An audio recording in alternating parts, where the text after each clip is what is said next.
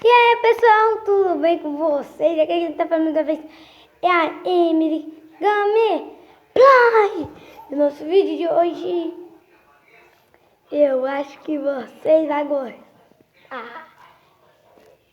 Eu ganhei uma caixinha de som do meu avô.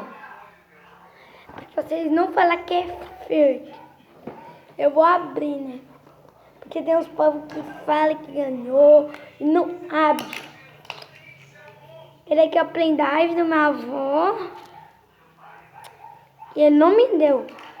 Ele quer o carregador da caixinha, é bem pequenininho. E essa é a caixinha. Ela é a cor verde. Eu queria a cor azul ou a vermelha. A cor verde é um pouco feia, mas não tem problema. Ó. Não é fake, gente. Tá funcionando. Gente, eu pintei minha unha.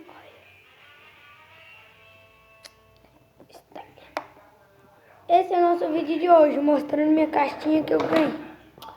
Eu ganhei do meu avô. É muito top. Ela funciona, ela pega o Bluetooth, pega até rádio e o pendrive. Sempre deixa ela na caixinha, pode quebrar. Eu queria uma JBL, mas ganhei essa, não tem problema. Então esse foi nosso vídeo, mostrando minha caixinha que eu ganhei. Então, tá, gente. Tchau!